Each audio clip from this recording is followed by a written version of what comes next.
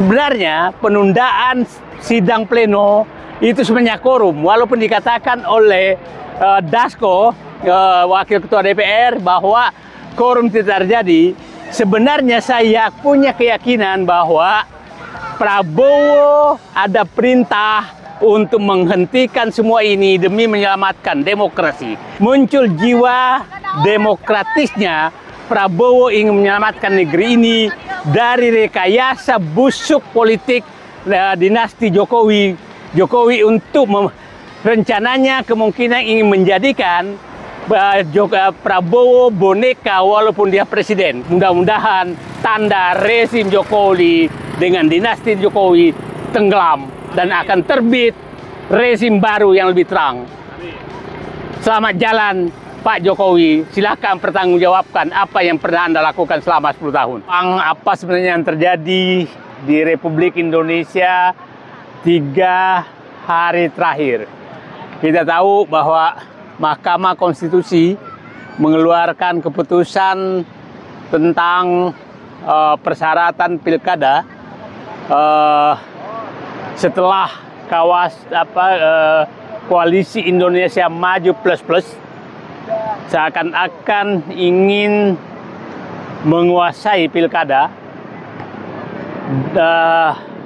untuk menyingkirkan semua lawan-lawan politik yang kemungkinan bisa terjadi dengan merekayasa seluruh partai-partai politik untuk mendukung calon yang disiapkan oleh Kim Plus dan dimulai dari yang sangat mengagetkan adalah bergabungnya partai PKS, Kesejahteraan Sejahtera, Partai Keadilan Sejahtera mendukung dinasti Jokowi di Sumatera Utara, kemudian menyatakan juga akan mendukung dinasti Jokowi di Jawa Tengah dan mencabut surat keputusan untuk mendukung Anies Baswedan sebagai calon gubernur DKI. Dan ini mereka seakan-akan sudah bahkan di Jawa Barat itu menyepakati Deddy Mulyadi dan menggeser Ridwan Kamil ke Jakarta. Kemudian di Banten itu Atut yang mendapat suara keterpilihan sekitar 77% itu dikepung juga dengan calon lain, dan kemungkinan Atut yang menyebabkan Airin yang tidak bisa, sangat sulit maju, dan dampak dari ketegangan merasa menang tersebut itu menyebabkan semangat Presiden Jokowi untuk mengendalikan negeri ini semakin naik, sehingga sepertinya apa yang terjadi sama Airlangga Hartarto, Ketua Umum Partai Golkar saat itu adalah bukan sekedar kasus, tapi saya pikir adalah pemaksaan agar calon yang diusulkan Partai Golkar di seluruh Indonesia itu sesuai dengan keinginan rezim Jokowi.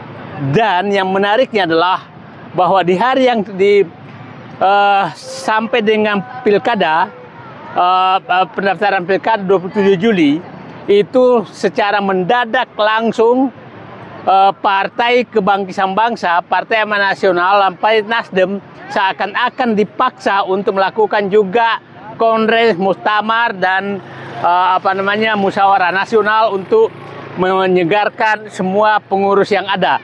Nah, kita tahu, akhirnya yang berhasil adalah Bahlil menjadi Ketua Umum Partai Golkar.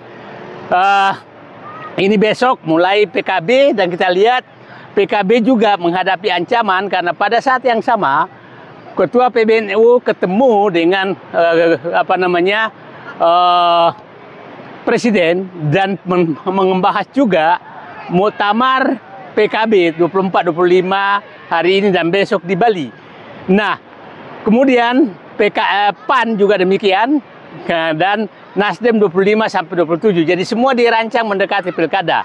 Nah, semua skenario itu menjadi bubar pada saat MK memutuskan tentang persyaratan pilkada yang memungkinkan partai-partai lain yang suaranya hanya sekitar 7% bisa mencalonkan. Maka rekayasa besar untuk memunculkan kekuasaan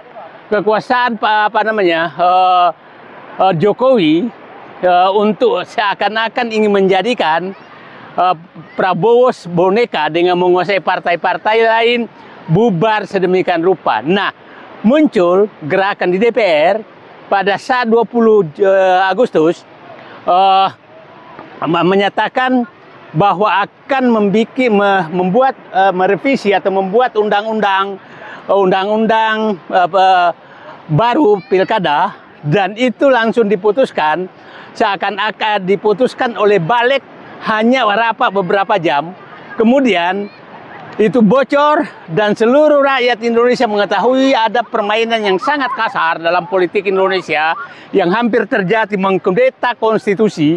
Dan apa yang terjadi adalah besoknya rencanakan pleno, seluruh tokoh-tokoh yang masih ingin menyelamatkan demokrasi dan menyelamatkan negeri ini dari cengkraman rezim dinasti Jokowi bersatu untuk turun ke jalan.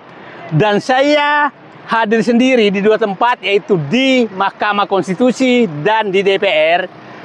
Bahkan kemarin di KPU, kita lihat bahwa seluruh tokoh-tokoh yang selama ini kita kenal sebagai orang Jokower, pro Jokowi, seperti Gunawan Muhammad, Yunarto Wijaya, kemudian tukang-tukang survei, banyak sekali tokoh berkumpul di Mahkamah Konstitusi dan menyuarakan agar negara ini harus diselamatkan dengan dua cara, adalah mengikuti Mahkamah Konstitusi dan menurunkan Joko Widodo. Nah, kemudian di Senayan itu seluruh mahasiswa turun dan akhirnya saya yakin betul bahwa saya dapat informasi sebenarnya penundaan sidang pleno itu sebenarnya korum, walaupun dikatakan oleh Dasko, Wakil Ketua DPR, bahwa korum tidak terjadi. Sebenarnya saya punya keyakinan bahwa Prabowo ada perintah untuk menghentikan semua ini demi menyelamatkan demokrasi. Karena sangat tidak masuk akal bahwa tahu-tahu yang keluar menemui massa itu adalah Habibur Rahman, adalah tokoh Gerindra yang selama ini merasa bisa melakukan apa saja, dan Wakil Ketua DPR Dasko juga yang mengumumkan.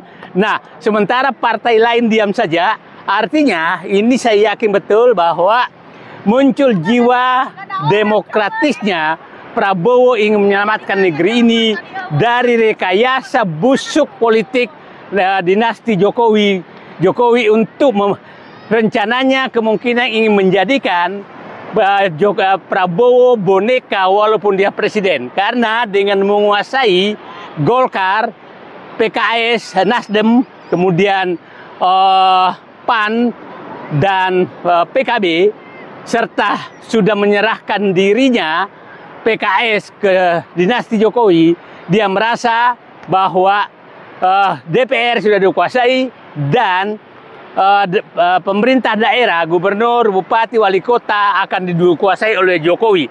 Dan tangan Allah bekerja, rakyat semua bangkit untuk menyelamatkan negerinya, tokoh semua bangkit untuk menyelamatkan negerinya, dan bersatu untuk melawan keinginan busuk, politik busuk daripada Jokowi. Jadi saya yakin bahwa terjadi pertentangan betul-betul antara presiden saat ini Joko Widodo dengan presiden terpilih Prabowo Subianto, yang Prabowo ingin agar demokrasi terbuka. Akhirnya sekarang terbuka dan kita sambut pilkada akan terjadi. Dan saya pikir, hal yang sama menurut saya terjadi karena muncul kesombongan yang sangat besar oleh Bahlil Lahadalia di Partai Golkar yang dan menyebutkan bahwa ada istilah Raja Jawa, dan kita tahu semua yang dimaksud Raja Jawa adalah tujuannya adalah Jokowi, walaupun dia nggak disebutkan, karena dia menyatakan Di pernyataannya dia menyatakan bahwa pemerintahan sekarang ini adalah kelanjutan dari pemerintahan Jokowi Ma'ruf dan oleh Prabowo Gibran. Dan dia langsung menyatakan saat itu bahwa hati-hati kalau Raja Jawa ini marah bisa bahaya. Itu jadi kita tahu persis yang dimaksud Bahlil Raja Jawa adalah Jokowi. Jadi jangan ada yang menafsirkan seakan-akan Raja Jawa adalah Sultan. Bukan.